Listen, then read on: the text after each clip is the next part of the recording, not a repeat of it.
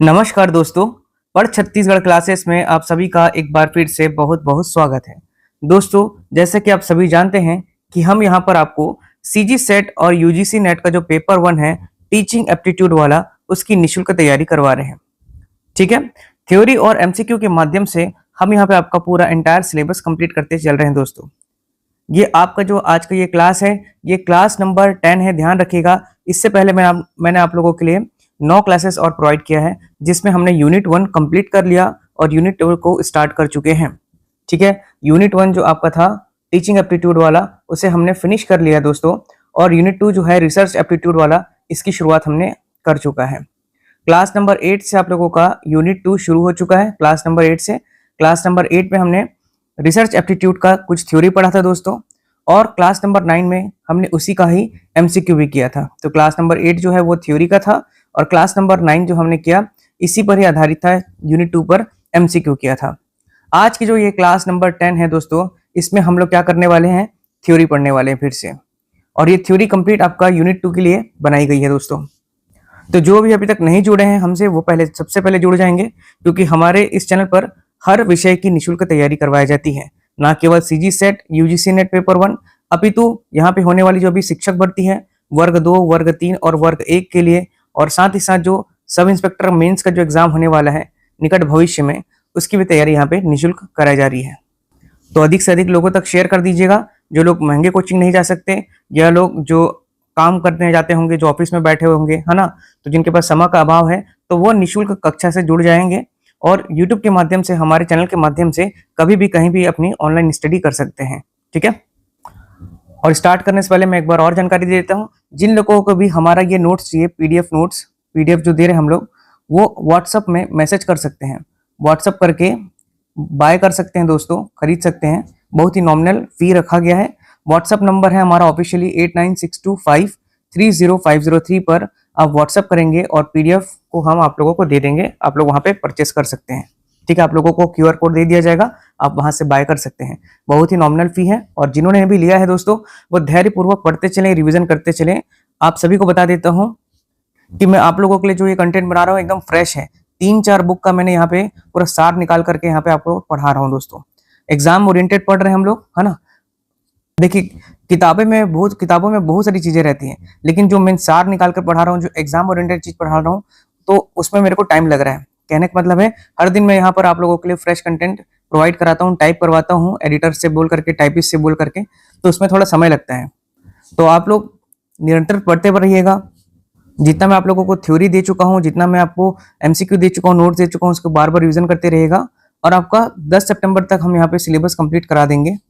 ये हमारा पूरा प्रयास रहेगा दोस्तों। आज ये क्लास नंबर 10 है, तो क्लास नंबर 10 दोस्तों, ये काफी लंबा लेक्चर होने वाला है। हो सकता है कि ये 2 पार्ट में मिले आप लोगों को, क्लास नंबर 10, क्लास नंबर 11 के माध्यम से। और इसका पीडीएफ जिन्होंने बाय किया है दोस्तों, काफी लोगों ने बाय किया है, मैं बार बार नहीं बोलूंगा, तो उनको ये पर्याप्त जो है, अर्थात ये पीडीएफ जो है, ये आप लोगों को दे दिया जाएगा दोस्तों। हड़बड़ाने की जरूरत नहीं है, शांति से आप लोग पढ़ते चलिए, निश्चिंत रहें। आपका जो मटेरियल आपने बाय किया, सभी चीजों को प्रोवाइड करा दिया जाएगा टाइम पर, जिसमें आपका थ्योरी तो रहेगा ही, थ्योरी भी दिया जा रहा है, एमसीक्यू भी दिया जा रहा है दोस्तों, और साथ ही साथ 1 लाइनर भी हम आप लोगों के लिए सिलेबस के अनुसार तैयार कर रहा हूँ, ताकि आपके रिवीजन में ये काफी हेल्पफुल रहे। इसके साथ मैं सिलेबस कंप्लीट होने के बाद आपको 5 टेस्ट पेपर भी दूंगा, 5 टेस्ट पेपर, जिससे आप लोग चेक कर पाएंगे कि आपका लेवल कैसे है, और हो सकता है वो जो टेस्ट पेपर है उससे आपके क्वेश्चन फंस जाए। ठीक है। क्योंकि इस टेस्ट पेपर में आप लोगों का अपने स्टेट, छत्तीसगढ़ के स्टेट हो गया, गुजरात हो गया, मध्य प्रदेश हो गया, राजस्थान हो गया, यूपी हो गया, वहां के सेट के पेपर के, यूजीसी नेट का जो पेपर है, अर्थात सेट का जो पेपर है पेपर 1, उसके क्वेश्चंस मैं उठा रहा हूँ। साथ ही साथ मैं जो नेट में आए हुए, यूजीसी नेट में आए हुए प्रश्न है, क्वेश्चंस, उसका भी पीवाईक्यू आपको इसमें कराऊंगा। ठीक है। तो इसलिए ध्यान से पढ़ते चलिएगा। चलिए तो शुरुआत करते हैं दोस्तों। सबसे पहले देखिए, लास्ट क्लास में हमने थ्योरी क्लास में भी पढ़ा था कि शोध का अर्थ क्या होता है, जिसको बोलते हैं हम लोग रिसर्च। रिसर्च 2 शब्द से मिलकर के बना है। पहला है आपका री, जिसको बोलते हैं पुनः, मतलब कि आपका दोबारा होना, और सर्च मतलब होता है खोजना। ठीक है, खोजबीन करना। तो इसका शाब्दिक अर्थ क्या हुआ, बार बार खोजना। ये किसी भी तथ्य को गहराई से टटोलना ही क्या कहलाता है, आपका रिसर्च कहलाता है। रिसर्च मतलब हो गया 2 शब्द से मिल करके बना है, एक तो हो गया री और दूसरा हो गया सर्च। री मतलब होता है दोबारा, पुनः, और सर्च मतलब होता है खोजना, मतलब कि बार बार खोजना या किसी चीज को बार बार टटोलना। देखिए परिभाषा इसकी, वैज्ञानिक और व्यवस्थित तरीके से, वैज्ञानिक और व्यवस्थित तरीके से नए ज्ञान की प्राप्ति या पुराने ज्ञान का पुनर्मूल्यांकन करना ही क्या कहलाता है? शोध। मतलब कि साइंटिफिकली और एक आपका सिक्वेंशली, ठीक है, वैज्ञानिक तरीके से और व्यवस्थित तरीके से और वेल ऑर्गेनाइज तरीके से नए ज्ञान की प्राप्ति करना या पुराने ज्ञान को ही आपका पुनर्मूल्यांकन करना क्या कहलाता है? आपका शोध कहलाता है। ठीक है, यह इसकी परिभाषा हो गई। अब इसका उद्देश्य देखिए, छिपे हुए सत्यों का पता लगाना, जो सत्य है, जो छुपे हुए जो सत्य, जो हिडन आपके ट्रूथ्स हैं, उसका पता लगाना और समस्याओं का समाधान या करना या उसको खोजना ही क्या इसका मेन ऑब्जेक्टिव है। तो इसका मेन उद्देश्य क्या है दोस्तों? छुपे हुए सत्यों का आपका पता लगाना और समस्याओं का समाधान खोजना। ठीक है, देखिए अब आगे है शोध की विशेषताएं। शोध की जो विशेषताएं हैं, कैरेक्टरिस्टिक्स ऑफ रिसर्च। एक अच्छे शोध में निम्नलिखित मुख्य विशेषताओं का होना अनिवार्य होता है। ठीक है, एक अच्छे जो आपका रिसर्च है उसमें आपके ये सब पॉइंट्स होना बहुत ही ज्यादा अनिवार्य है। ठीक है, पहला है आपका वस्तुनिष्ठता, क्या बोलते हैं इसको? ऑब्जेक्टिविटी, वस्तुनिष्ठता। शोध पूरी तरह से पक्षपाती रहित होनी चाहिए। शोध जो है, रिसर्च है जो, वो पूरी तरह से क्या होना चाहिए? आपका पक्षपाती रहित होना चाहिए। मतलब कि इसमें कोई भी टाइप का आपका पक्षपात नहीं होना चाहिए, सब कुछ इसमें पारदर्शी होना चाहिए, सब चीज आपका क्लियर होना चाहिए। इसमें शोधकर्ता के व्यक्तिगत विचारों का प्रभाव नहीं होना चाहिए। मतलब शोधकर्ता जो है उसका पर्सनली क्या है, उसका विचार, उसका थॉट इसमें नहीं होना चाहिए। ठीक है, जो आपका रिसर्च होता है वो एकदम सिस्टमैटिकली होता है, डेटा पे आधारित होता है, सभी चीजें आप जानते हो, है ना। तो ये ऑब्जेक्टिविटी है पहला चीज तो इसका। दूसरा है आपका विश्वसनीयता, जिसको बोलते हैं रिलायबिलिटी। यदि उसी शोध को समान परिस्थिति में दोबारा किया जाए, उसी रिसर्च को सेम सिचुएशन पर अगर फिर से हम लोग करें प्रोसीड, तो परिणाम हर बार समान आता है, उसे क्या बोलते हैं? रिलायबिलिटी बोलते हैं, है ना। जैसे कि आप 1 किलो का आलू लिए हो, 1 किलो आलू, उसको तराजू में तौल रहे हो, ये बांट हो गया आपका, ये तराजू हो गया। ठीक है, तराजू हो गया, ये आपका सामान हो गया। तो 1 किलो आलू है और 1 किलो का बांट है, इसको बार बार 1 किलो का सामान को कुछ भी आलू लो या टमाटर डालो, कुछ भी डालो यहाँ पर, तो ये बराबर हो जाएगा 1 किलो के बांट के बराबर। तो यही चीज क्या बता रहा है? आपका रिलायबिलिटी की बात कर रहा है। ठीक है, मतलब कि अगर हम शोध कर रहे हैं समान परिस्थिति में ही, समान परिस्थिति क्या है? वही तराजू है, वही बाट है, बस प्रोडक्ट आपका चेंज होते जा रहा है। आप आलू की जगह टमाटर, टमाटर की जगह प्याज रख लीजिए, तो हर परिस्थिति में आपका दोबारा किया जाए तो परिणाम क्या आ रहा है? बराबर आ रहा है। ठीक है, वैलिडिटी की मतलब होता है आपका वैधता। ठीक है, ये मोबाइल की वैलिडिटी नहीं है, ये वैधता है। शोध में उसी चीज का मापन करें उस जिसके लिए उसे तैयार किया गया है, मापन करें उसी चीज का जिसके लिए उसको तैयार किया गया है, इसे क्या बोलते हैं? वैलिडिटी बोलते हैं। वैलिडेशन करना रहता है, मतलब कि आपका जो रिसर्च है, रिसर्च में उसी चीज का ही आपका मापन करेंगे जिसके लिए उसको तैयार किया गया है। ठीक है, अगला है आपका क्रमबद्धता, जिसको बोलते हैं सिस्टमैटिक। शोध की जो प्रक्रिया एक निश्चित और व्यवस्थित चरणों में चलती है, पूर्ण होती है। तो ठीक है, याद रखेंगे ये सभी फैक्टर्स, ये जो जितने भी मैं आपको पॉइंट्स बता रहा हूँ, इसकी विशेषता जो है, कैरेक्टरिस्टिक्स हैं, इंपॉर्टेंट है। ऑब्जेक्टिविटी होनी चाहिए, रिलायबिलिटी होनी चाहिए, वैलिडिटी होनी चाहिए, सिस्टमैटिक होने चाहिए। अगला देखिए, ये है अनुभवजन्य इंपेरिकल, मतलब ये वास्तविक डेटा, प्रत्यक्ष अवलोकन और प्रयोगों पर आधारित होना चाहिए। मतलब जो चीजें आपको दिख रही है, जिसको आप अनुभव कर पा रहे हैं, जिसको आप विजुअलाइज कर पा रहे हैं, एग्जैक्ट डेटा है, प्रत्यक्ष अवलोकन कर पा रहे हैं, आप उसको ऑब्जर्वेशन कर पा रहे हैं, और जो रियल प्रैक्टिकलिटी में है उसी पर ही आधारित होनी चाहिए। अगला है आपका तार्किकता, जिसको बोलते हैं लॉजिकल, मतलब कि शोध के जो निष्कर्ष हैं, जो वो तार्किक नियम, आगमन और निगमन, मैं पहले भी बता चुका हूं। आगमन मतलब हो गया उदाहरण से आपका कुछ नियम की ओर, ठीक है, स्पेसिफिक टू जनरल, और निगमन जो होता है, डिडक्टिव मेथड जो होता है, वो आपका क्या होता है? नियम से आपका कहाँ जाएंगे? उदाहरण, मतलब आपका जनरल टू आपका स्पेसिफिक की ओर। ठीक है, तो ये तार्किक होना चाहिए, तार्किकता के बेस्ड होना चाहिए। अगला देखिए, आपका शोध के जो प्रकार होते हैं, टाइप्स ऑफ रिसर्च। क्या? Types of research. शोध को उनके उद्देश्य, प्रक्रिया और तर्क के आधार पर ही वर्गीकृत किया जाता है। शोध को उनके जो उद्देश्य, ऑब्जेक्टिव से, उनके टाइप से, उनके जो लॉजिकल हैं, तर्क हैं, उसी के आधार पर क्या किया जा रहा है? क्लासिफाई किया जा रहा है। पहले देखिए, उद्देश्य के आधार पर। किसके आधार पर? उद्देश्य के आधार पर। मौलिक शोध, फंडामेंटल, या फिर इसी को बोलते हैं प्योर रिसर्च। पहला हो गया आपका मौलिक शोध, जिसको हम लोग फंडामेंटल या प्योर रिसर्च कहते हैं।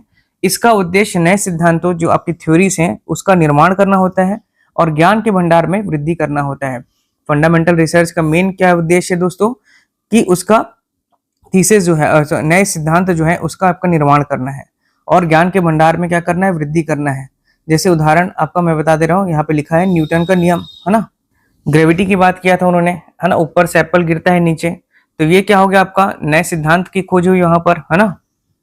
तो इसका आपका मेन उद्देश्य क्या है, फंडामेंटल प्योर रिसर्च है, जिसमें हम नए सिद्धांतों का नए निर्माण करेंगे, सिद्धांतों का, साथ ही साथ ज्ञान का नया विकास करेंगे, अभिवृद्धि करेंगे उसका। अगला है आपका व्यवहारिक शोध, जिसको बोलते हैं अप्लाइड रिसर्च। इसका उपयोग समाज या किसी संगठन की विशिष्ट व्यवहारिक समस्या या का समाधान करने के लिए किया जाता है। जो व्यवहारिक है, अप्लाइड रिसर्च है, वो समाज या किसी संगठन, किसी इंस्टीट्यूट हो गया, समाज हो गया, और या आपका कोई व्यवहारिक समस्या है उसके समाधान करने के लिए किया जाता है। ठीक है, अप्लाइड रिसर्च पहले भी मैं आपको पढ़ा दिया हूँ, और इससे डीपली पढ़ाया था उसमें ये सभी चीजों को। जो चीजें नहीं है उसको मैं डेप्थ में पढ़ाऊंगा, ये अभी आपका ओवरव्यू टाइप का चल रहा है। ठीक है, अगला है आपका क्रियात्मक शोध। क्लास नंबर 1 से पढ़िएगा। यदि आप नए व्यूअर हैं, अभी पहली बार देख रहे हैं हमारे ये वीडियो, तो आप लोग से निवेदन है कि आप क्लास नंबर 1 से पढ़ें। क्लास नंबर 1 से पढ़ेंगे ना तो सिस्टमेटिकली आपको सभी चीजें समझ में आएगा। ठीक है, हाँ, तो ये अब क्या है आपका क्रियात्मक शोध, जिसको बोलते हैं एक्शन रिसर्च। ये एक प्रकार का व्यवहारिक शोध का ही एक रूप है। व्यवहारिक शोध जिसे हमने देखा था अप्लाइड रिसर्च, जिसमें आपका समाज हो गया या आपका संगठन हो गया, उसके व्यवहारिक समस्या का समाधान करना था। अब इसी का ही मतलब उसी का ही रूप क्या आ रहा है आपका, ये एक्शन रिसर्च भी है, जिसका उद्देश्य किसी स्थानीय समस्या, अब स्थानीय समस्या तो एक प्रकार के इंस्टीट्यूट की ही बात हो रही है, समझ लीजिए, तत्काल समाधान, इमीडिएट सॉल्यूशन खोजना है। एक्शन कब करेंगे, मैं आपको बताया था, जब आपका तत्काल कुछ प्रॉब्लम आ गया, उसका तत्काल समाधान करने के लिए एक्शन दिखाएंगे, समझ रहे हैं। तो अक्सर शिक्षा के क्षेत्र में शिक्षकों के द्वारा उपयोग होता है, ये चक्री होता है, जैसे हम पहले प्लान करेंगे, फिर एक्ट करेंगे, फिर ऑब्जर्व करेंगे, उसके बाद रिफ्लेक्ट करेंगे। ठीक है, चलिए अगला देखिए आपका डेटा प्रकृति के आधार पर। डेटा है जो प्रकृति, उसके आधार पर देखते हैं, डेटा या फिर प्रकृति के आधार पर। तो सबसे पहले देखिए यहाँ पर क्वांटिटेटिव रिसर्च देखिए, तो ये आपका संख्यात्मक डेटा होता है, नंबर्स पर आधारित होता है, ये तो आप सभी समझ सकते हैं। दूसरा सांख्यिकी है, स्टैटिस्टिकल्स है, विश्लेषण किया जाता है इसमें। ठीक है, सांख्यिकी विश्लेषण किया जाता है, स्टैटिस्टिकल है ये। तीसरा आपका निगमनात्मक, जिसको बोलते हैं डिडक्टिव, मतलब कि आपका जनरल टू स्पेसिफिक, अर्थात नियम मतलब सिद्धांत से आपको उदाहरण की ओर जाते हैं, तो ये आपका क्वांटिटेटिव रिसर्च का हिस्सा है। इसके बाद में देखो आपका गुणात्मक शोध, क्वालिटेटिव रिसर्च। ठीक है, क्वालिटेटिव रिसर्च के अंदर आएगा आपका मानव व्यवहार, अनुभव और विचारों का गहराई से अध्ययन करता है। क्वालिटी की बात कर रहा है तो जहां गुण दिखेंगे वहीं उसी चीज का रिसर्च होगा। तो मानव का व्यवहार दिखेगा, ये गुण है ना। आप लोगों ने हिंदी पढ़ा होगा, तो जिन्होंने गुणवाचक विशेषण अच्छे से पढ़ा होगा उसको एक बार में समझ में आ रहा होगा, है ना। तो मानव का जो व्यवहार है, अनुभव है, विचारों का गहराई से अध्ययन आपका क्या है, क्वालिटेटिव रिसर्च का हिस्सा है। इसमें आपके शब्द हो गए, चित्र हो गए, उसका वर्णन का उपयोग होता है, इमोशंस का उपयोग होता है।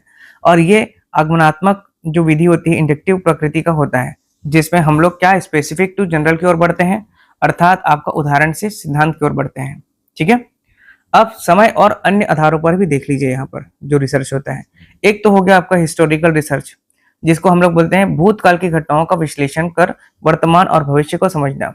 जो भूत में, पास्ट टाइम में हुई जो घटना है उसका एनालाइज करके ही करंट में या फिर इन फ्यूचर चीजों को समझना, रिसर्च करना, ये आपका हिस्टोरिकल रिसर्च का हिस्सा है।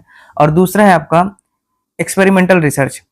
इसमें कारण और प्रभाव, जो आपके कॉज एंड इफेक्ट का संबंध स्थापित होता है। एक्सपेरिमेंट है दोस्तों, तो ये प्रैक्टिकलिटी पर डिपेंड कर रही है, और त्वरित होती है और लाइव होता है सब चीजें।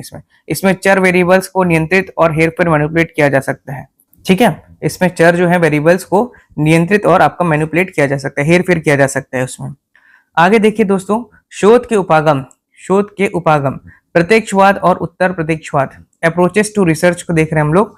ठीक है, शोध के उपागम, शोध के दर्शन, फिलॉसफी के दो मुख्य विचारधाराएं या उपागम होते हैं, अप्रोचेस होते हैं। दो इसके थॉट होते हैं या दो इसके अप्रोच होते हैं। कौन कौन से देखिए, एक तो हो गया प्रत्यक्षवाद, मैं आपको पहले भी बताया हूं। पॉजिटिविटीज में क्या है दोस्तों, देखिए इसके जनक जो है, इसके प्रतिपादक हैं आपका अगस्त कॉम्टे। अवधारणा है इसका, प्रत्यक्षवाद का मानना है कि ज्ञान केवल वही है जिसे हम अपनी ज्ञान इंद्रियों के द्वारा देख सकते हैं या छू सकते हैं या अनुभव कर सकते हैं। मतलब लाइव वाली चीजें हो गई, प्रैक्टिकलिटी वाली चीजें हो गई, जिसको आप छू सकते हैं, देख सकते हैं, महसूस कर सकते हैं, अनुभव कर सकते हैं। ये आपका किसके अंदर आ रहा है, पॉजिटिविटीज में। ठीक है, प्रत्यक्षवाद का मानना है कि ज्ञान केवल वही है जो नॉलेज है केवल वही है जिसे हम अपनी ज्ञान इंद्रियों से देख सकते हैं, छू सकते हैं, अनुभव कर सकते हैं। ये सामाजिक विज्ञान को भी विज्ञान की तरह ही देखता है, ये इंपॉर्टेंट है। सामाजिक विज्ञान को भी ज्ञान की तरह देखने वाला आपका पॉजिटिविज्म थॉट है दोस्तों। इसके जनक को याद रखेंगे आप लोग, अगस्त काम्टे हैं, ठीक है। मुख्य बिंदु देखिए, ये पूरी तरह से ऑब्जेक्टिव होता है, वस्तुनिष्ठ होगा, बिल्कुल होगा। ये मात्रात्मक शोध क्वांटिटेटिव होता है और वैज्ञानिक पद्धतियों पर जोर देता है, बिल्कुल। इसमें इमोशंस नहीं रहते, मतलब क्वालिटी की बात नहीं होती, क्वांटिटेटिव की बात हो रही है। क्वांटिटेटिव मतलब आपको डेटा चाहिए, स्टैटिकल चीजें चाहिए। इसमें शोधकर्ता अध्ययन से बिल्कुल अलग डिटेच रहता है, मतलब जो रिसर्चर रहता है ना, ये बिल्कुल अलग रहता है, डिटेच रहता है।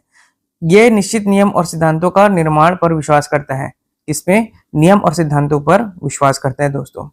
ठीक, ये हो गया आपका पहला, हो गया पहला उपागम, पहला अप्रोचेस, पहला आपका जो थॉट है फिलॉसफी का, उस पर बात कर रहा हूँ।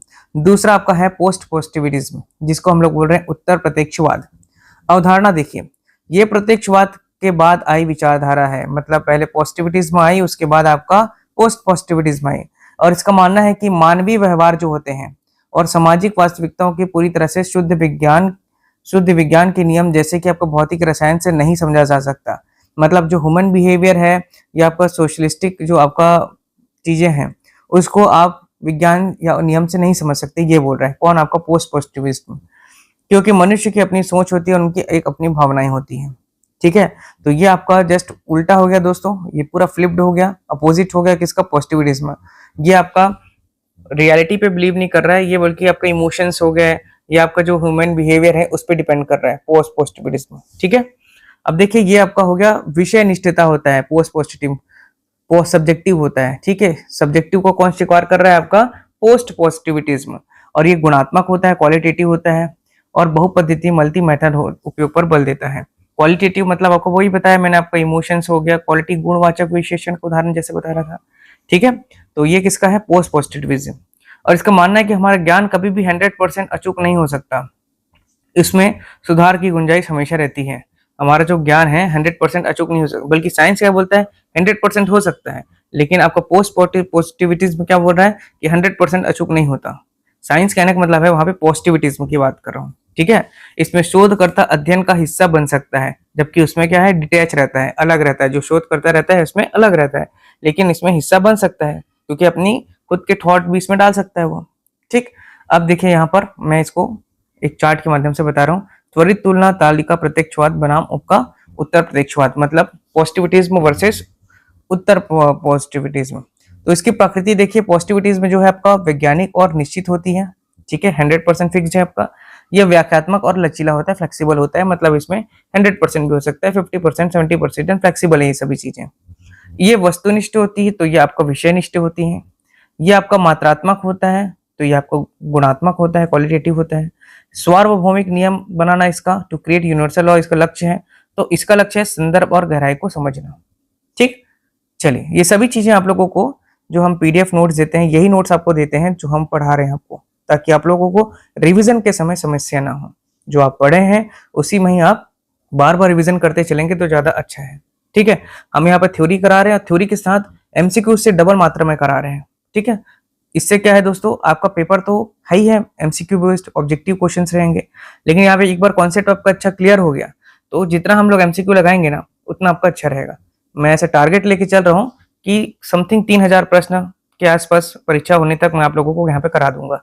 और सभी थ्योरी और एमसीक्यू और पीवाईक्यू के नोट्स आपको जिन्होंने भी परचेस किया उनको मिलेगा, जो कर रहे हैं उनको भी मिलेगा, ठीक है। अब यहाँ पे देखिए, प्रत्यक्षवाद, पॉजिटिविज्म, विज्ञान ही सब कुछ है बोल रहा है। मैं वही बोला ना, पॉजिटिविज्म किसकी बात करता है? पूरा विज्ञान की बात कर रहा है। विचारधारा जो सामने दिखता है, जिसे मापा जा सकता है, वही क्या है? आपका सच है। मान्यता जो प्राकृतिक दुनिया जैसे पेड़ पौधे हो गए या ग्रह प्लैनेट्स हो गए, और सामाजिक दुनिया जैसे कि समाज में कोई अंतर नहीं है। जैसे गुरुत्वाकर्षण का नियम हर जगह समान काम करता है, वही इंसानों के लिए भी निश्चित नियम भी बनाया गया है। सही बात है, ठीक है। शोधकर्ता की इसमें भूमिका देखिए, शोधकर्ता पूरी तरह से न्यूट्रल, तटस्थ रहता है। इसमें वो कोई हस्तक्षेप नहीं करता, कोई मैनिपुलेशन नहीं कर सकता, कोई अपने थॉट इसमें नहीं डाल सकता। वह प्रयोगशाला के वैज्ञानिक की तरह ही दूर से डेटा देखता रहता है।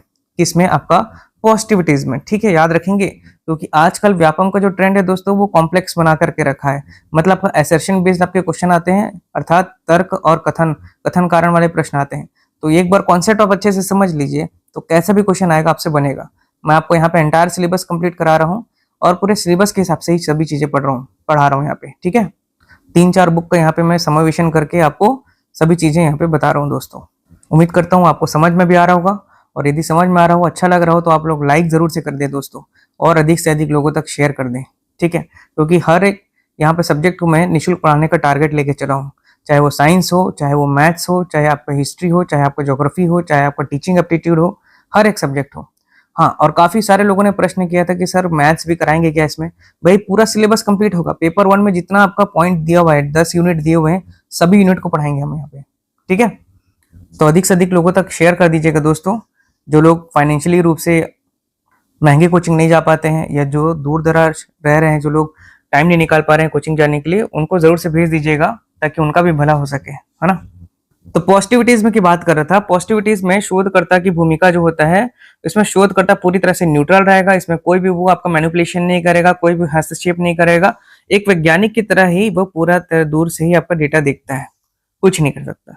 कमजोरी है ये इंसानी भावना, संस्कृति और बदलती सोच को नजरअंदाज कर देती है। साइंस तो नजरअंदाज कर ही देती है भी सभी चीजों को। अब आता है पोस्ट पॉजिटिविटिज्म, जिसके बारे में हमने बात किया है। विज्ञान सब कुछ नहीं है, ये क्या बोलता है, विज्ञान है पर सब कुछ नहीं है। विचारधारा देखिए इसके, विज्ञान महत्वपूर्ण है लेकिन इंसानी व्यवहार को प्रयोगशाला के चूहों की तरह पूरी तरह नियंत्रित या मापा नहीं जा सकता। विचारधारा इसकी क्या है, इसका थॉट क्या है कि विज्ञान महत्वपूर्ण जरूर है लेकिन इंसान व्यवहार को प्रयोगशाला के चूहे की तरह पूरी तरह से नियंत्रित या मापा नहीं जा सकता। मतलब कि आपके इसमें क्या बात कर रहा है, इंसान के व्यवहार की भी बात कर रहा है, उसकी भी वैल्यू दिया जा रहा है इसमें।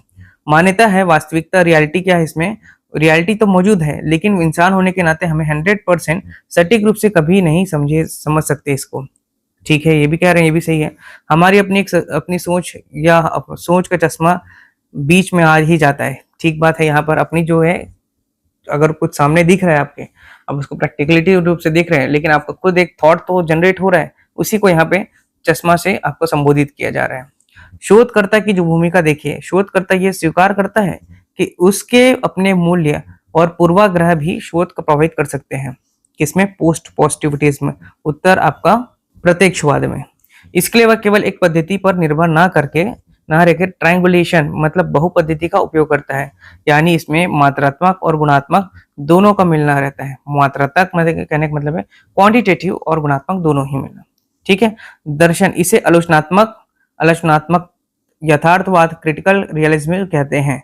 पोस्ट पॉजिटिविटिज्म को क्या कहा जा रहा है आपका, याद रखेंगे, उत्तर प्रत्यक्षवाद को क्रिटिकल रियलिज्म अर्थात आलोचनात्मक यथार्थवाद, पोस्ट पॉजिटिविटिज्म को आलोचनात्मक यथार्थवाद भी कहता है, ठीक है। अब देखो आगे देखते हैं हम लोग पांचों पद्धतियों का गहन और व्यापक विश्लेषण यहाँ पे देख लेते हैं। पहले है क्वांटिटेटिव रिसर्च मेथड को देखिए। यहाँ पर क्वांटिटेटिव रिसर्च मेथड ये आपके जो है पद्धति संख्या पर, आंकड़ों पर और आपका सांख्यिकी पर आधारित होती है। क्वांटिटेटिव है मतलब क्वांटिटी की बात हो रही है, और क्वांटिटी में आपके संख्या आंकड़े तो रहेंगे ही। इसका मुख्य उद्देश्य सिद्धांतों का क्या है, परीक्षण करना है। जो आपके जो प्रिंसिपल्स हैं, जो लॉस हैं, जो रूल्स हैं, उसका क्या करना है, टेस्टिंग करना है। और चरों के बीच संबंध का स्थापना करना है या मापना है। यहाँ पे चरों के बीच जो संबंध है उसको क्या करना है, मापना भी है, वैलिडेशन भी करना है। इसकी प्रकृति देखिए, ये निगनात्मक डिडक्टिव होता है। मतलब कि ये आपका क्या हो रहा है, जनरल टू आपका स्पेसिफिक है, अर्थात थ्योरी या आपके प्रिंसिपल्स हैं उससे आपको उदाहरण की ओर बढ़ रहा है। इसमें शोधकर्ता सामान्य सिद्धांत जनरल थ्योरी से शुरू करता है और विशिष्ट निष्कर्ष स्पेसिफिक कंक्लूजन तक पहुंचता है। मैं आपको बोला जनरल टू स्पेसिफिक तक जाएगा, किसमें, डिडक्टिव मेथड में। प्रमुख विशेषताएं देखते हैं। संरचित उपकरण, इसमें डेटा संग्रह के लिए बंद प्रश्नों वाले प्रश्नावली, जिसको बोलते हैं क्लोज एंडेड क्वेश्चनरीज या सर्वे का उपयोग किया जाता है। संरचित उपकरण में इसमें जो डेटा संग्रह के लिए बंद प्रश्न वाले जो प्रश्नावली है, क्लोज एंडेड क्वेश्चनरीज का सर्वे उसका उपयोग करते हैं, या फिर आपका सर्वे का उपयोग करते हैं। इसकी ये है ऑब्जेक्टिविटी होती है दोस्तों। शोधकर्ता के व्यक्तिगत विचारों का परिणाम पर कोई भी प्रभाव नहीं पड़ता, क्योंकि ऑब्जेक्टिविटी वस्तुनिष्ठता होती है, सब्जेक्टिव होती थी, बात की बात है, वो अपना सोच या अपना विचार ला सकता था, पर ये पूर्ण रूप से ऑब्जेक्टिविटी है, ठीक है। मैं किसकी बात कर रहा हूँ, आपका क्वांटिटेटिव रिसर्च की, कि हम क्या पढ़ रहे हैं हम लोग अभी, क्वांटिटेटिव रिसर्च, क्वांटिटेटिव में डेटा का बात हो रहा है तो इसमें अपने विचार नहीं आ रहे, सब्जेक्टिव चीजें नहीं आ रहे, जबकि क्या आ रहा है आपका ऑब्जेक्टिविटी आ रहा है, वस्तुनिष्ठता। सामान्यकरण, जनरलाइजेशन, इसके निष्कर्षों को एक बड़े जनसमूह अर्थात पॉपुलेशन पर लागू किया जा सकता है, बिल्कुल किया जा सकता है, ठीक है, डेटा पर आधारित है ये। उदाहरण, एक नए सप्लीमेंट का सेवन करने वाले 500 एथलीटों के स्टेमिना में कितने प्रतिशत की वृद्धि हुई, ये हम माप सकते हैं डेटा लेकर के, है ना। एक नए सप्लीमेंट का सेवन देंगे, सप्लीमेंट समझ रहे हैं, जैसे आपका प्रोटीन पाउडर वगैरह ये सब चीजें हो गए, अगर इसको हम लोग 500 एथलीटों को स्टेमिना में मतलब देंगे तो उनके स्टेमिना में कितना परसेंट का आपका वृद्धि होगा, ये सभी चीजें चेकअप किया जा सकता है, टेस्ट किया जा सकता है दोस्तों। अगला है आपका क्वालिटेटिव, अर्थात आप समझ चुके हैं गुणात्मक। ये पद्धति मानवीय अनुभव जो है, एक्सपीरियंस है, उनकी जो भावना है, उनके विचार हैं, उनके जो व्यवहार है, उसके अर्थ को समझने पर केंद्रित होती है। इसमें आंकड़ों के बजाय आपका किसको कर रहा है, आंकड़ों के बजाय बोल रहा है, देखिए डेटा नहीं रहेगा इसमें, शब्द कर रहा है, छवियां कर रहा है, उसका वर्णन कर रहा है और उसका ही विश्लेषण भी किया जा रहा है इसमें। इसकी प्रकृति देखिए, ये आगमनात्मक अर्थात इंडक्टिव, मतलब उदाहरण से आपका थ्योरी की ओर चल रहा है, मतलब स्पेसिफिक टू जनरल की ओर बढ़ेगा, स्पेसिफिक टू आपका जनरल की ओर बढ़ा, इसमें विशिष्ट अवलोकन ऑब्जर्वेशन से शुरू करने के एक नया सामान्य सिद्धांत बनाया जाता है। इसमें आपका क्वालिटेटिव में याद रखिएगा, प्रश्न ऐसे ही आएगा दोस्तों, ठीक है। आप अगर थ्योरी को एक बार समझ रहे हैं यहाँ पे तो आपसे सब क्वेश्चन बनेगा। और मैं बता रहा हूँ आपको यहाँ पे जितना भी मैं आपको एमसीक्यू कराता हूँ, एमसीक्यू आपने नहीं देखा होगा या देखा होगा तो आप जान रहे होंगे, उस एमसीक्यू में भी आपको मैं थ्योरी समझाता हूँ, इसलिए वीडियो देखना बहुत इंपॉर्टेंट भी हो जाता है आपका यहाँ पे। मतलब जो मैं आपको एमसीक्यू करा रहा हूँ उसमें मैं बहुत सारी चीजें बताता हूँ। अब देखिए यहाँ पे प्रमुख विशेषताएं। असंरचित उपकरण, इसमें गहराई से साक्षात्कार, in depth interviews, focus group discussion FGD और आपका प्रत्यक्ष अवलोकन ऑब्जर्वेशन शामिल होता है। बिल्कुल होगा ये सभी चीजें, है ना। इंटरव्यू भी इसमें, साक्षात्कार भी शामिल होगा, ग्रुप डिस्कशन भी होगा और आपका ऑब्जर्वेशन भी शामिल होगा। और ये एक प्रकार का आपका सब्जेक्टिविटी भी होता है। इसमें जो शोध करता है और जो उत्तरदाता है, इनके बीच बातचीत और संदर्भ मतलब कॉन्टेक्स्ट को बहुत ही ज्यादा महत्व दिया जाता है, ठीक है। कौन से वाले में, आपका क्वालिटेटिव वाले में, ठीक है। क्वालिटेटिव मतलब गुणात्मक, ठीक है, गुणात्मक आपका शोध। फ्लेक्सिबिलिटी की बात करें तो बिल्कुल होगा, शोध के दौरान रूपरेखा में बदलाव किया जा सकता है, अपने विचार आ रहे हैं तो हम क्या कर सकते हैं, इसमें चेंजमेंट भी ला सकते हैं। उदाहरण आपका कोविड-19 लॉकडाउन के दौरान अकेले रहे बुजुर्गों के मानसिक तनाव और उनके अकेलेपन के अनुभव क्या थे, ठीक है। अभी अपनी सोच इसमें हम लोग जाहिर कर सकते हैं रिसर्च में। नेक्स्ट आपका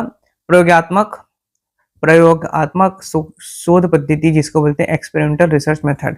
अब एक्सपेरिमेंट है तो एक्सपेरिमेंट होगा तो ये प्रत्यक्ष होगा, इस चीज को समझना है। ये आपका मात्रात्मक शोध मतलब कि क्वांटिटेटिव शोध का सबसे शुद्ध और वैज्ञानिक रूप है। एक्सपेरिमेंट होगा तो अपना डेटा लगेगा एक्सपेरिमेंटल के लिए, तो मात्रात्मक शोध का सबसे शुद्ध आपका वैज्ञानिक रूप है और इसका एकमात्र उद्देश्य कारण और प्रभाव, कॉज एंड इफेक्ट का संबंध स्थापित करना होता है। एकमात्र उद्देश्य क्या होता है कि इसका कारण क्या था और उसका प्रभाव क्या होगा, यही आपका एक्सपेरिमेंटल रिसर्च का मेन ऑब्जेक्टिव होता है। इसमें देखते हैं हम लोग मुख्य तत्व, देखिए इसमें 3 कोर एलिमेंट्स हैं। पहला आपका हेर फेर, मैनिपुलेशन अर्थात शोधकर्ता जो होता है स्वतंत्र चर होगा। स्वतंत्र चर होगा कौन, आपका रिसर्चर, और इसमें क्या कर सकता है, वो बदलाव कर सकता है, मैनिपुलेट कर सकता है, हेर फेर कर सकता है, ठीक। दूसरा आपका नियंत्रण, देखिए कंट्रोल, बाहरी चरों जैसे एक्सट्रेनियस वेरिएबल्स जिसको बोलते हैं, उसको शांत या नियंत्रित रखा जाता है ताकि परिणाम प्रभावित ना हो, जो रिजल्ट है उसमें आपके प्रभाव ना आए, इस वजह से आपके जो बाहरी जो होते हैं चर उसको कंट्रोल करके या शांत रखा जाता है। तीसरा आपका यादृच्छिककरण, ठीक है, रेंडमाइजेशन, प्रतिभागियों को प्रयोगों और नियंत्रण समूह में रेंडम तरीके से क्या करते हैं, चुना जाता है।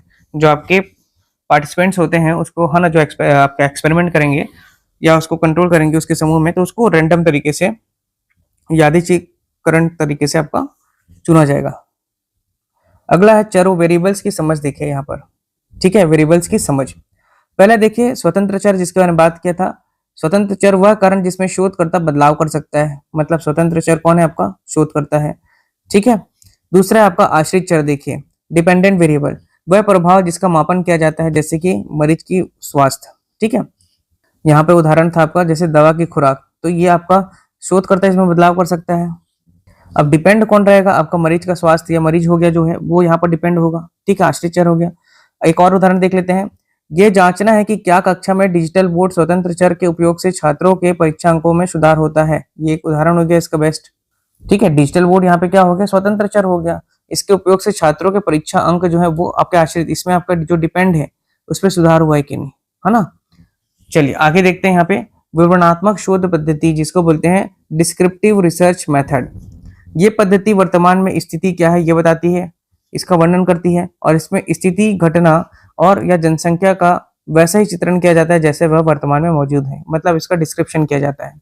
ठीक है, क्या बोल रहा है कि वर्तमान की स्थिति जानने के लिए जो रिसर्च किया जा रहा है वो आपका डिस्क्रिप्टिव रिसर्च मेथड है, जिसमें स्थिति, घटना, जनसंख्या का वैसा ही चित्रण किया जाता है जैसे कि वर्तमान में मौजूद होता है।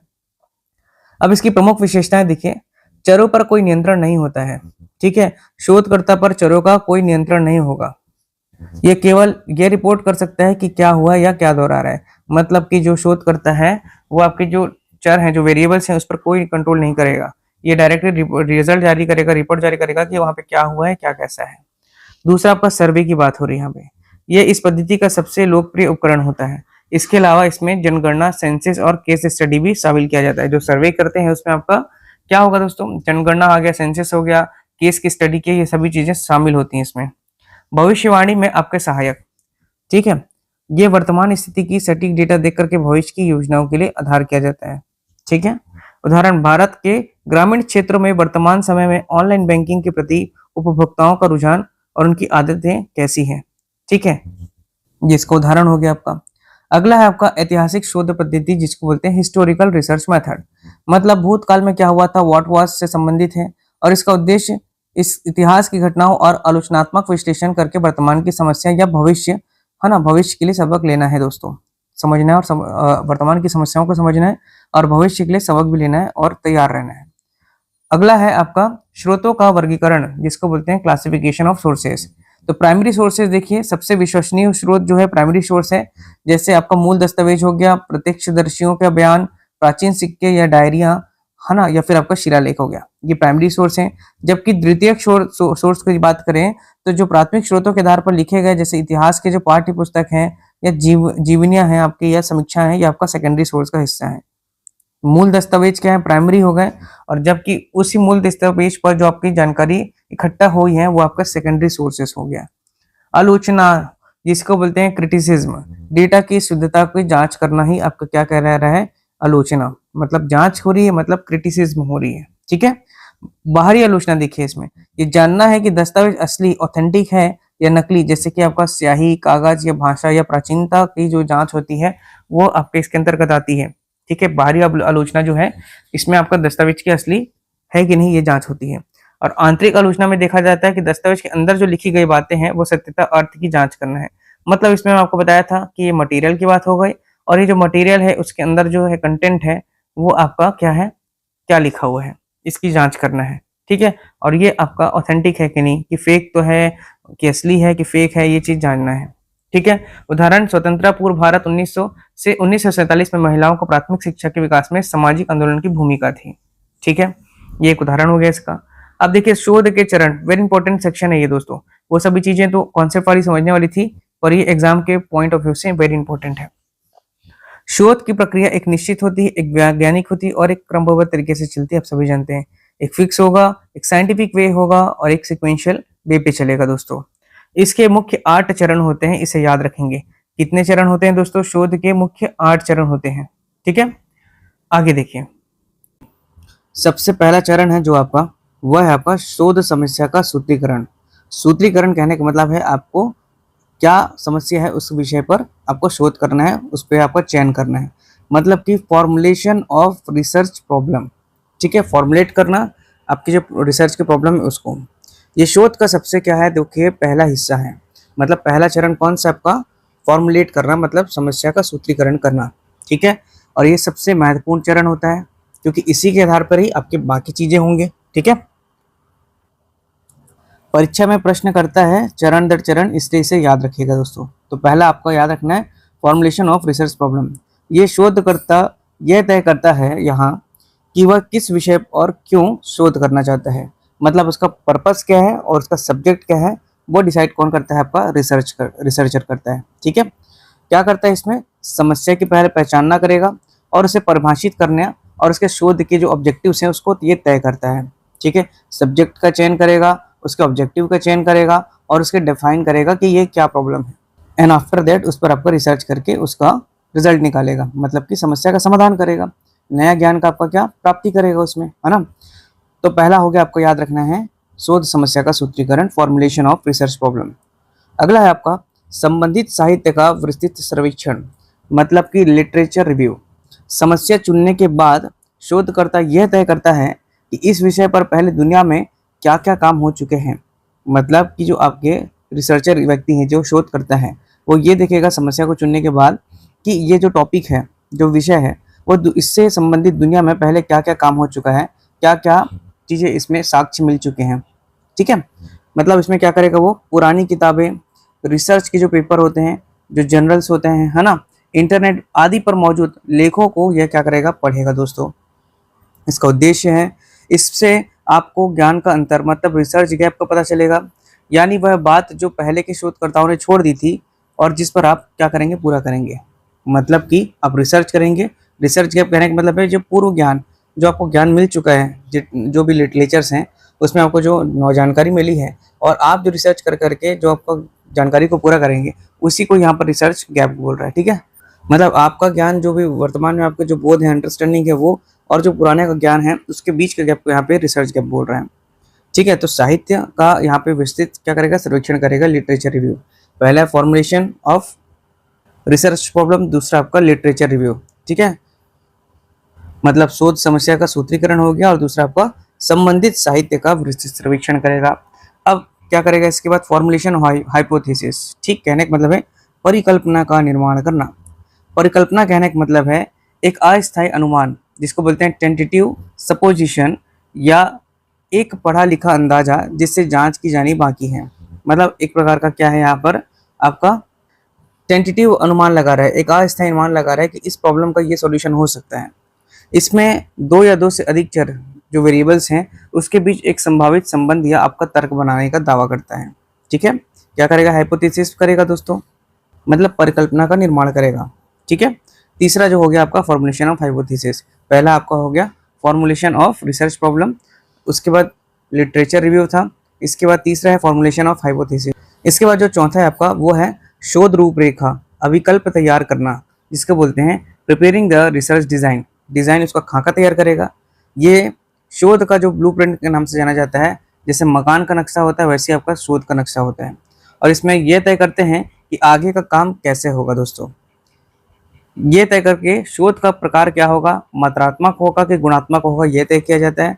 इसका बजट कितना होगा, इसका समय कितना लगेगा, और डेटा कहाँ से जो है, जानकारी है जो एकत्र रहेंगे, है ना, डेटा है वो कहाँ से आएगा। तो ये आपका एक प्रकार का खाका तैयार करता है। तो चौथा स्टेप आपका क्या है, रिसर्च का डिजाइन करना। पांचवा है आपका प्रतिदर्श का चयन, अर्थात सैंपलिंग करना, सैंपलिंग डिजाइन। क्या होता है दोस्तों, देश के सभी कॉलेज छात्रों से बात नहीं कर सकते, है ना, हम देश के सभी कॉलेज के छात्रों से बात नहीं कर सकते, इसलिए उनमें से एक छोटा या और प्रतिनिधित्व करने वाला समूह को हम लोग चुनते हैं। इसे क्या करते हैं, सैंपलिंग करना, मतलब चयन करना होता है एक प्रकार से।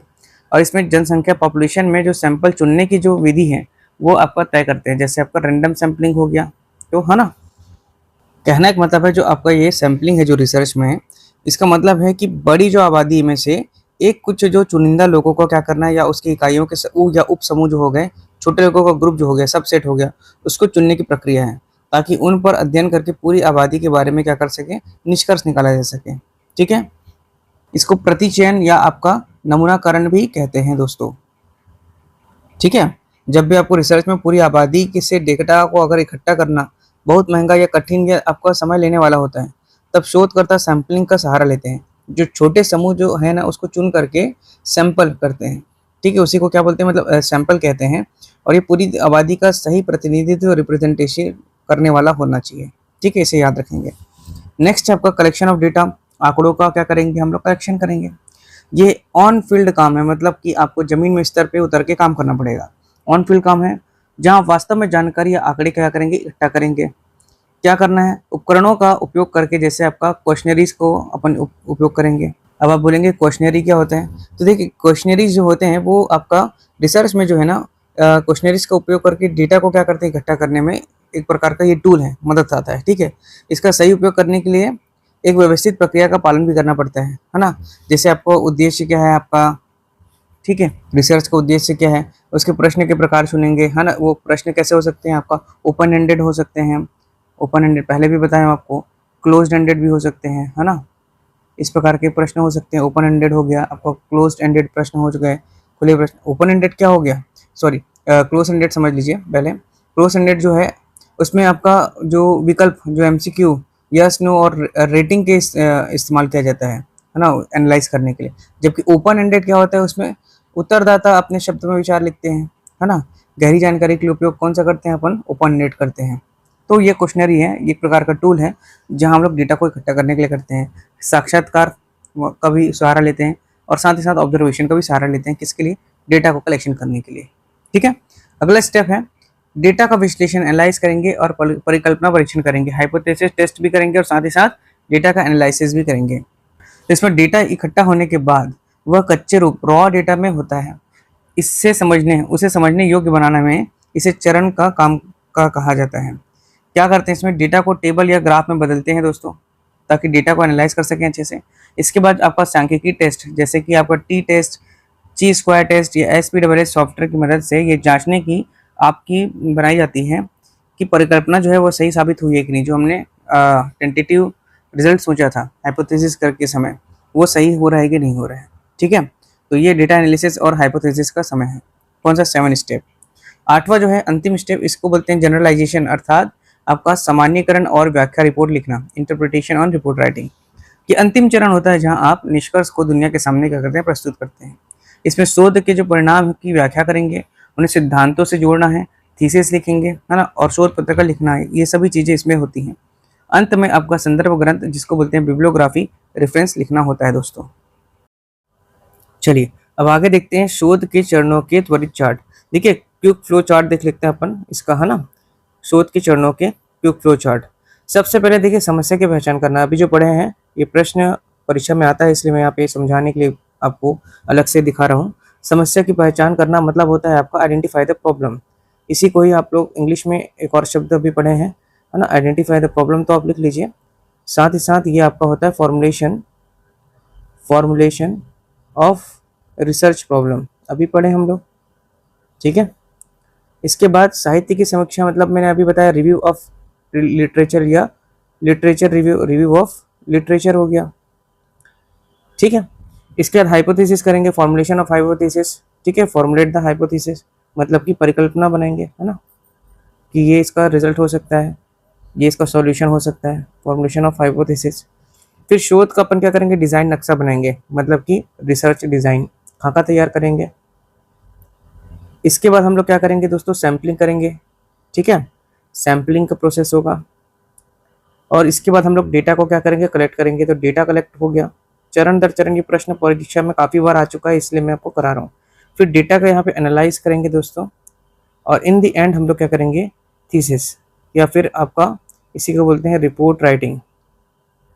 ठीक है, रिपोर्ट राइटिंग। जब आपका अंतिम में क्या रिजल्ट आया, इसको अपन क्या करेंगे, लिटरेचर में अपनी छपाई कर देंगे, मतलब बुक्स।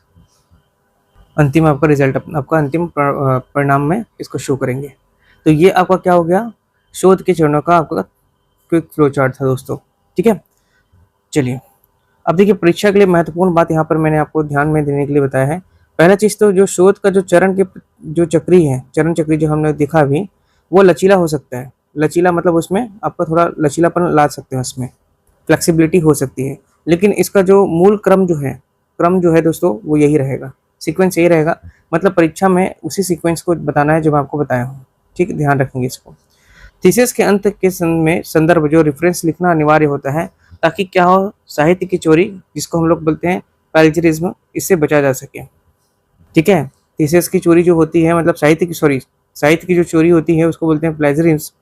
ठीक है, प्लेजरिज्म बोलते हैं इसको, और ये इसीलिए ज़रूरी होता है ताकि साहित्य चोरी ना हो सके। ठीक है, अंदर में संदर्भ लिखना पड़ता है अंत में, ये ज़रूरी होता है थीसिस के अंत में, रेफरेंस। ठीक है, चलिए तो अब आज का सेशन यहीं पर समाप्त करते हैं दोस्तों। और आपकी आगे की जो क्लास नंबर 11 है ये भी तैयार हो चुकी है, और ये भी मैं आप लोगों को आज ही दे दूंगा। ठीक है, इवनिंग पे ये वाली क्लासेस आ जाएंगी आपको, क्लास नंबर 11, और अभी हमने पढ़ा क्लास नंबर 10। ठीक है, उम्मीद करता हूँ ये सेशन आज आपको पसंद आया होगा दोस्तों। यदि अच्छा लगे तो प्लीज़ लाइक करें, शेयर करें, और चैनल को सब्सक्राइब नहीं किया तो सब्सक्राइब कर लें। अभी क्लास नंबर 11 में हम देखेंगे शोध के प्रबंधन और उसके आलेखन लेखन, फॉर्मेट एंड संदर्भ की शैली, ठीक है, फॉर्मेट ऑफ द थीसिस डिसर्शंस, इसके प्रिलिमिनरी पेजेस, आपके हेडिंग्स में क्या होते हैं, मेन आपके कंटेंट, मेन बॉडी क्या होता है, ये सभी चीज़ों को अपन आज पढ़ेंगे, ठीक है। तो चैनल पर बने रहें दोस्तों, और लाइक ज़रूर से कर दीजिएगा। और जिन्हें भी PDF बाय करना होगा, ठीक है, उन लोग 8962530503 पर व्हाट्सअप करके बाय कर सकते हैं दोस्तों, ठीक है, व्हाट्सअप करके बाय कर सकते हैं, ठीक है। तो आपका अगस्त एंड और आपका 10 सितंबर के बीच में हम आपका सिलेबस कंप्लीट करा देंगे, और प्रॉपर आप लोगों को सभी का नोट्स भी मिलते चलेगा। आप लोग टेंशन मत लीजिएगा। किसी कारण अगर आपकी उस दिन क्लास नहीं लगी है या आपको PDF आपको नहीं मिल पाया ऑन दैट डे, तो आप लोग परेशान मत होइएगा। सभी चीज़ें बोली गई हैं तो सभी चीज़ें आपको दी जाएंगी, जितनी सभी चीज़ें आपको बोली गई हैं, तो ठीक है। थ्योरी और MCQ दोनों होगा दोस्तों। अगली जो हमारी क्लास होगी, क्लास नंबर 11 शाम में, वो भी थ्योरी का ही है। उसके बाद हम यूनिट 2 का जितना ज़्यादा हो सकता है MCQ करेंगे, ठीक है। तो थ्योरी प्लस MCQ के माध्यम से सभी चीज़ें कवर हो रही हैं दोस्तों। और आप लोग पेपर 1 को मैं जो वीडियो दे रहा हूँ उसको तो पढ़िए ही, पेपर 1, साथ ही साथ जो मैं आपको थ्योरी का जो साथ MCQ दे रहा हूँ उसको आप लोग लगाते चलिए दोस्तों, रिवीजन करते चलिए, ठीक है। अभी हम जैसे एक बार सिलेबस कंप्लीट होगा तो आप लोगों के लिए मैराथन क्लास भी लेके आएंगे, ठीक है। और मैराथन क्लास जो लोग PDF नोट्स लिए हैं उनको हम लोग शेयर कर देंगे यूट्यूब पे। पर्सनली वो वीडियो शायद हम अवेलेबल ना करा पाएंगे। जो भी लोग आपका PDF बाय किए हैं उनको थोड़ा सा एडवांटेज तो यहाँ पर हम देंगे, उनको मैराथन वगैरह क्लासेस देंगे, उनको टेस्ट पेपर देंगे, हम 5 टेस्ट पेपर बोला भी गया है। तो जिन्होंने भी PDF नोट्स लिया है उनको हम ये सभी चीज़ें देंगे। तो जितना ज़्यादा हो सकता है हम लोग यहाँ पे, उसके बाद आपको क्वेश्चंस भी कराते चलेंगे जिससे आपका सिलेबस कंप्लीट होगा। तो धीरज बना के आप लोग पढ़ते चलिए। और आप लोग पेपर 1 तो मैं आपको पूरा कंप्लीट करा रहा हूँ। पेपर 1 आपका मैंने टारगेट लिया कि 90+ क्वेश्चंस मैं आप लोगों का यहाँ पर तैयारी करवा दूंगा। मतलब 45 क्वेश्चन जो हैं, 45 क्वेश्चंस और 90 मार्क्स की बात कर रहा हूँ मैं, 90 मार्क्स की बात कर रहा हूँ। 90 मार्क्स तक मेरा टारगेट है कि आप लोगों का आ जाए।